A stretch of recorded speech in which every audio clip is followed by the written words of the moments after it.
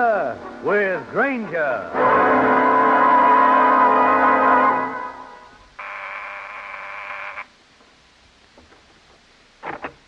Yes, what? Inside, baby.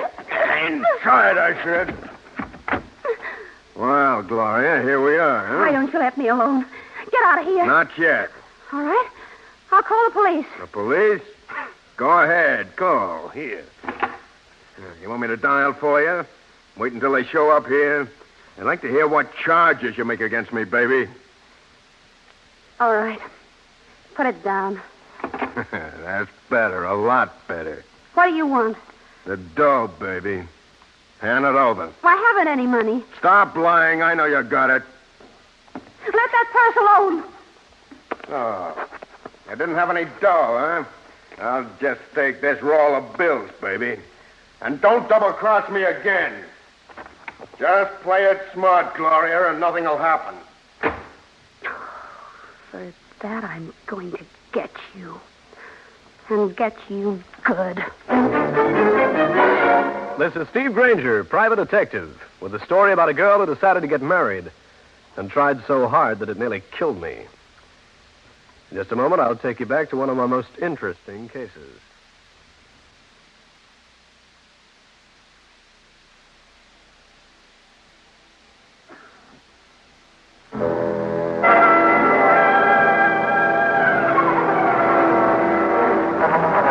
This is Granger, and in my hand I have a note which reads, "Meet me at the rendezvous room at 10 tonight. I'll be in the bar wearing a pink dress. Signed, Gloria Lane." This is 10 o'clock, and this is the rendezvous room, one of the smarter Manhattan supper clubs, filled to the brim with customers just itching to part with a $10 bill. Not knowing what Gloria Lane looked like, I leaned up against the bar and waited for developments. Pink dress? You're Steve Granger? And you're? Gloria Lane. Glad to meet you, Miss Lane. I'm glad to meet you. Want to talk here, or shall we find a spot a little more secluded? I think we should get out of here. Let's go. Well, well, if it isn't the demon detective. How are you, Granger? Pretty good, Rick. Miss Lane, do you know, Rick Darrell, the owner of the rendezvous? Oh, Gloria, I didn't realize it was you. How are you? I'm fine, Rick.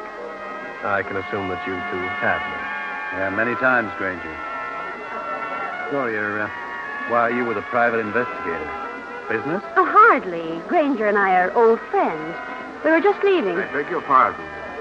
There's a telephone call from Miss Lane. I'm sorry, I haven't time to talk on the phone right now. We were just leaving. I must beg Miss Lane's pardon again. This is a most important call. Long distance, the operator said.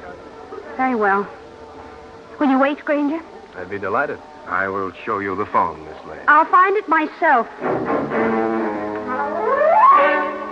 I waited 10 minutes, then 20. Miss Lane didn't show up. I wandered out to the line of telephone booths in the lobby of the rendezvous and found no Gloria Lane. I cornered the head waiter, who'd paged her. Yes, Mr. Granger? What happened to Miss Lane? She hasn't returned. I don't see her in any of the phone booths. She had a long-distance call, sir. I don't know what it said, but she left here very abruptly. She left no message for me? None whatsoever, Mr. Granger. You know where she could have gone? Where she lives? Hardly, Mr. Granger. I'm just the head waiter. Thanks.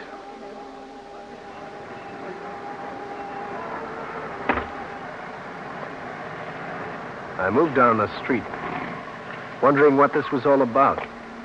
The look in Gloria Lane's eyes when the head waiter paged her indicated fear. But why disappear?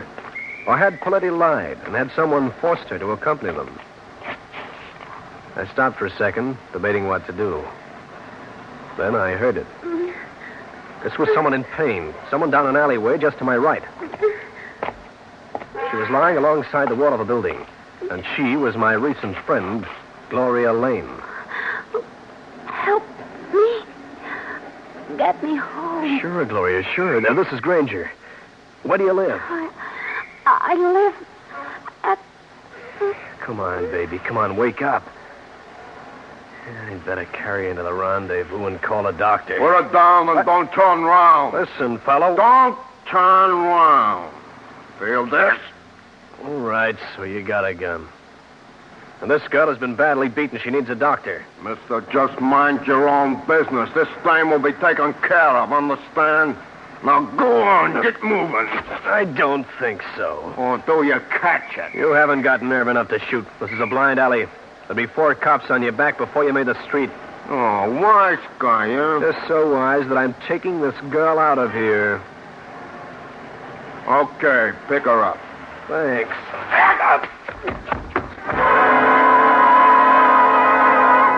I'll continue with this interesting story in a minute.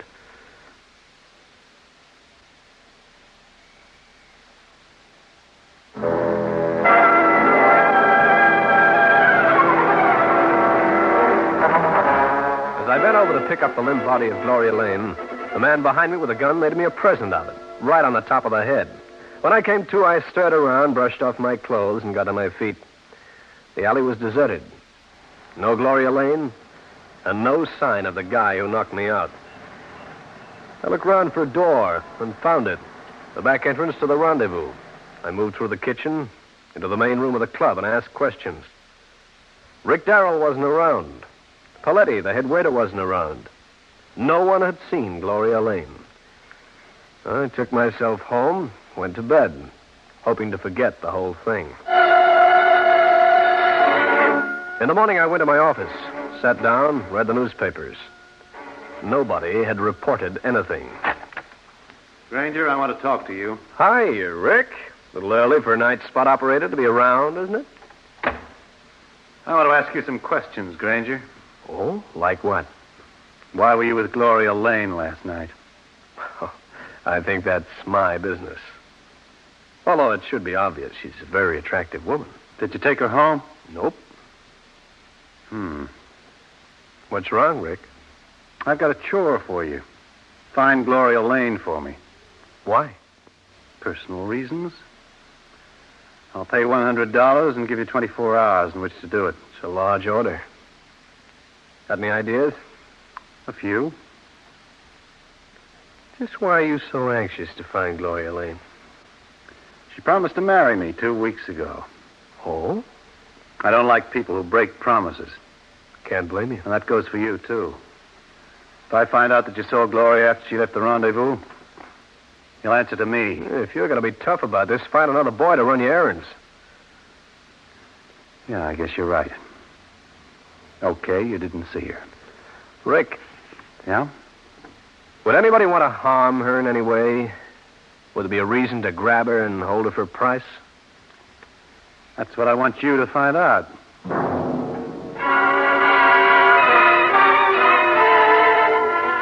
Rick Darrell threw Gloria Lane's address at me and slammed out the door. I waited a few minutes, then beat it down the street myself. Hey, you. Yeah, what's on your mind? You're Granger, ain't you? Yeah? I'm Herbie. Well, now that we know each other so well, see you later. Hey, wait. Hey, you're not going that way. You coming along with me. Am I? Yeah. You're pretty brassy, aren't you? Putting the finger on a man in broad daylight. This is no finger. The man wants to see you. I'm here to see that he does. This man, as you say, he doesn't know where my office is. Huh? Sure. But he don't want to go there. He wants you at his place. He likes to stay out of sight. From the looks of his helper, he must live down a hole someplace. Cracks don't harm me none.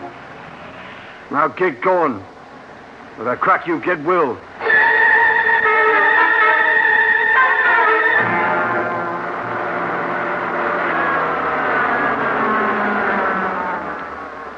Well, the 79 Club. This is it. Get out, Granger. I do a little gambling, is that it? Get moving. I don't have a choice. Don't be scared, little man. Nobody's going to hurt you. Call me little man, chum. Cleared, I said. One day, you and I will meet under different circumstances. Oh, shut up. You make me tired. And vice versa. Go on. Walk inside.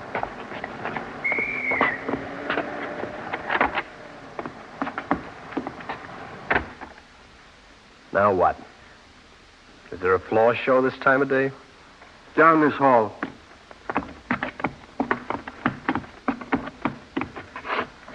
This door right here. I'll walk in and meet the boss. I had a hunch it'd be something like this. Jerry Regan himself. Have a chair, Granger. I'd love to take a chair and break it over this gorilla's head. Close the door, Herbie. Sure. You always send your strong man to bring people to the 79 Club? At least it's a novel way to attract trade. Granger, I got a job for you. No, thanks. I'm not interested in any of your projects. I want to live a while. This is legitimate, Granger. Goodbye. You ain't going anyplace. Stand still. I'll be brief, Granger. Last night you met a woman named Gloria Lane at the rendezvous. She's disappeared. What's your interest, Regan? She's the most beautiful woman in the world. Oh? You see, I can't send the boys to look for her. They don't have any finesse. Dear me. You see, it turns out that I'm going to marry you this time. You too. Was it remark? No, I said you are? Certainly am. Got the license to prove it. I'll get started looking for Miss Lane. This is her home address in New York. Well, thanks, Jerry, but do you think I can do the job? You're the best bloodhound in New York. Oh, just to see that you stick to your work. Herbie here will go along. I don't need him. Let him stay here. I think you do, Granger. Also, if you should slip up, he's got orders to bring you back here. And if that happens, it won't be so good for you. You see, Herbie takes a real pride in his work. Don't you, Herbie? Yeah.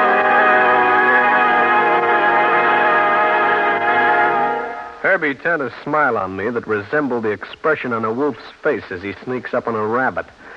I didn't need 3 guesses as to what would happen if I didn't come up with Miss Gloria Lane, the girl who wanted to get married twice. In just a minute, I'll bring you the climax of the case.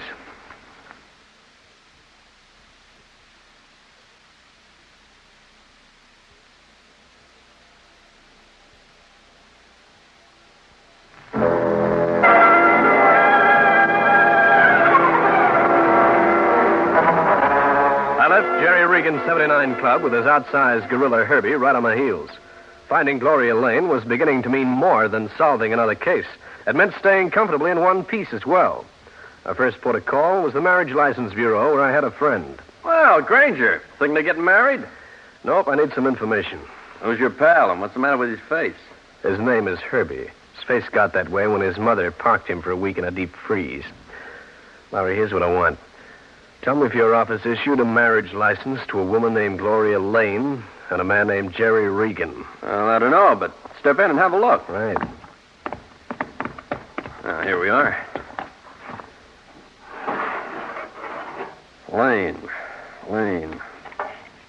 Oh, here you are. Gloria Lane, 3267 East 91st Street. And Jerry Regan. Good. I want you to look up one more license, if it's recorded. Who's this one for? Rick Darrell. Darrell, eh? Just a minute.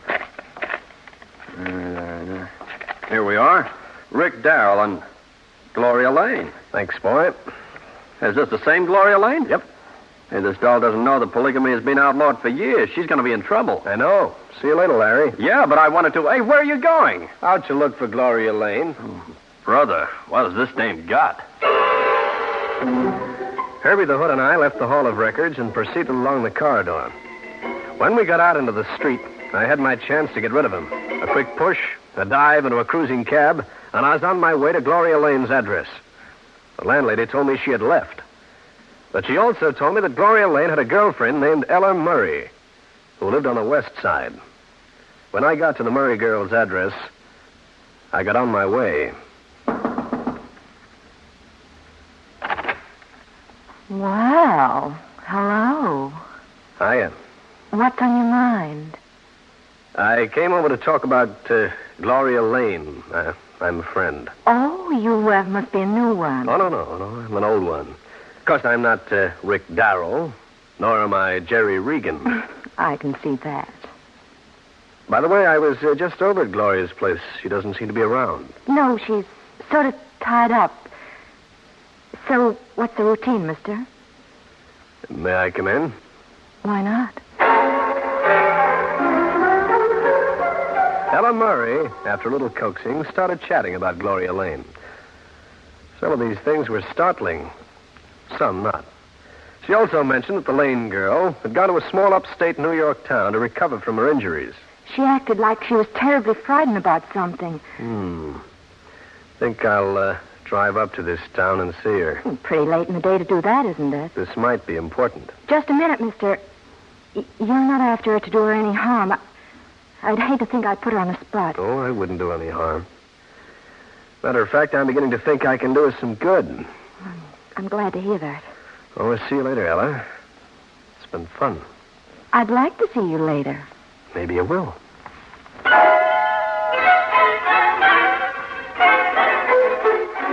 Ella Murray handed over the exact address of Gloria Lane's place in Spartan. I got downtown, rented a car, and started the drive upstate.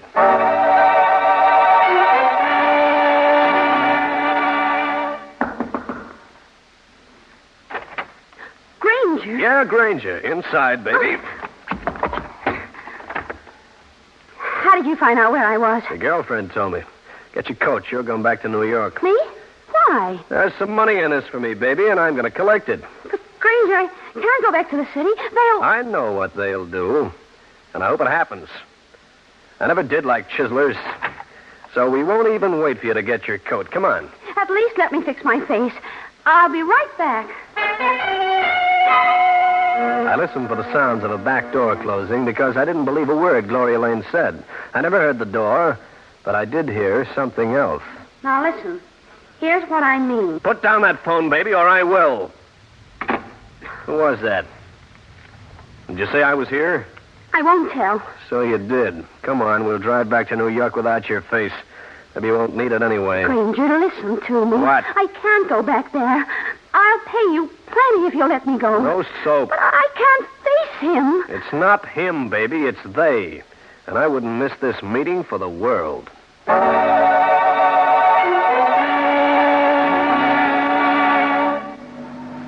Granger, won't you listen to reason? Please let me off. Any place along here, I'll walk. You'll walk. When we get into the city, now be quiet. Granger, I could do you a lot of good if you'd play my way. Your way would buy me a nice cold slab in the morgue. But I've got money, a lot of money. Just forget it, baby. Granger, you're not being fair. I hired you first. You got two men after me I'd rather not have as enemies. Oh, you're smart. You could get around them. If they paid you to find me, you could say you didn't find me. Thanks for reminding me that I double-cross clients, even those I don't want around. Granger, there's another car coming up fast. Stop jittering. Or did you tell the man you were talking to that I was up here? Did you? No. Duck! He's running us off the road! Oh, ow!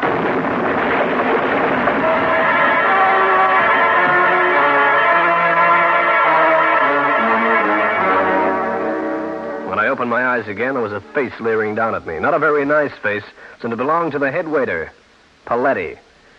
I was still in my own car, but my hands were tied. Well, so you come too, huh?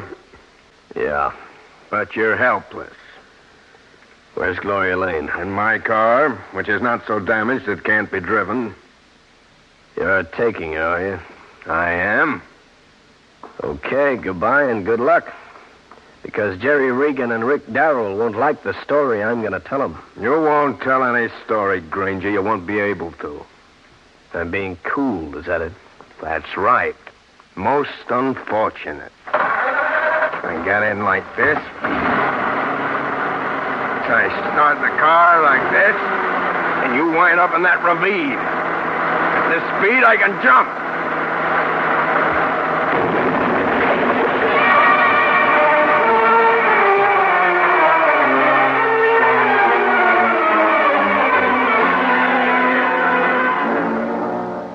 Okay, Betty, how do you feel? Oh, lucky you weren't killed. Hey, listen, Trooper, I'm Steve Granger. Private eye from New York. Granger? I ain't heard of you. What happened? I was run off the road deliberately. Did you see another car leaving here? Oh, sorry, I didn't. Well, maybe you better explain exactly what did happen. I made a concise report to the state police trooper, got his permission to leave, and flagged down a ride into the nearest small town. From there, a train took me into Manhattan. A few minutes later, I was at Cal Hendrix' place. Hey, Steve, you look like you've been in the wars. Never mind that, Cal. I'm in a spot. I was supposed to find a certain woman. She's been fooling two guys into thinking she was going to marry him. Oh, gag. She works with a Confederate. His name is Paletti. I had the woman in a car coming down from Spartan. He took it away from me. I'm in a spot because of the two men. Tell them the truth. They happen to be Rick Darrell and Jerry Regan. Ah, cute pair of hoodlums. Cal, I gotta find that girl, or my name will be embossed on a tombstone. Oh, is she? Her name is Gloria Lane. You know her? Just from this late edition of the paper. Take a look. Yeah. State troopers found the body of a young woman identified as Gloria Lane, 3267 East 91st Street, New York, lying in a culvert off Highway 9 an hour ago. She'd been killed with a knife. Brother, I'm in trouble unless I move fast. You're not moving anywhere. Both of you stand still. Cal, let me introduce you. I know him. Rick Darrell. Yeah, and I know you, Hendrix. That's how I figured where Granger might be. Granger, we were going for a walk. You double-crosser. You don't know what you're talking about. You knifed Gloria Lane. That's what I know. If you'll check state police headquarters, you'll find out I was involved in a car accident and couldn't possibly have killed her. I don't believe you. If we can locate a certain man, I can prove that Gloria Lane was not only chiseling you, but one other man. What? Want to take a chance? If we hurry, we can grab him. All right, just this once, Granger. Then you better be right.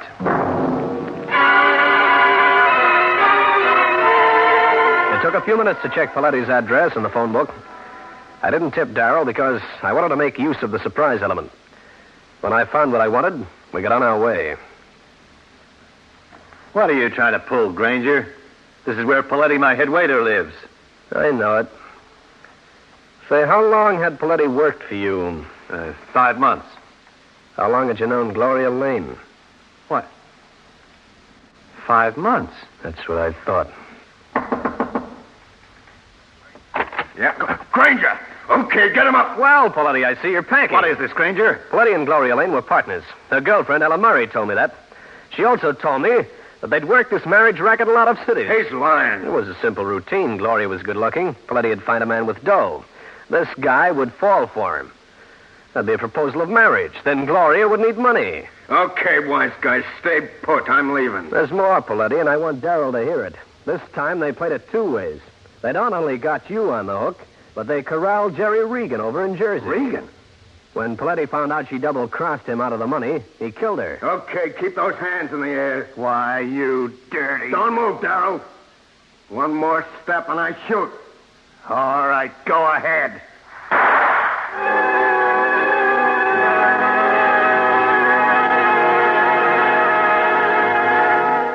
Well, friends, that's the story. I'll be back to wrap up the case in just a minute.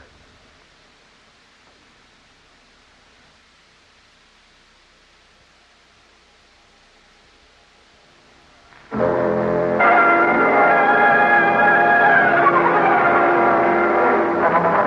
had to hand it to Rick Darrell for nerve. He walked straight for Paletti. I dived for the head waiter's arm, and the shot went wide.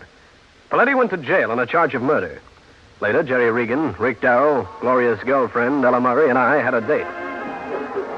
Gee, I like this place. That's fine, Ella. You know, Granger, you done a good job. Me and Rick here, we never liked each other. No, but now we sort of buried the hatchet. Yeah, Herbie checked the marriage license bureau later like you told me to. Found out you were telling the truth. Herbie did that? Didn't think he could read. He was a graduate. He went to school. He got out of the 8th grade when he was 16. I thought so. You know, one thing I don't get. Why did Gloria try to hire you? I think she was going to hang something on Paletti and let me find out about it. That way she could get rid of him. Oh, I get it. Well, Granger, here's a little piece of money from me. And a little change for me, too. Boys, I'm overwhelmed. Oh, that's okay. Jerry and I got back most of the dough Gloria took us for. Gee, Mr. Granger, you certainly did a good job. Thanks, Ella. Want to go out and spend a little of this money with me? I'd like to, but I got a date with Rick tonight. And with me the next night? Well, what does that leave me? All right, don't tell me. The only date I get is the one in the fruitcake. Steve Granger again. You've just heard one of the most interesting cases in my files. And I'll have another one for you. So be around next time.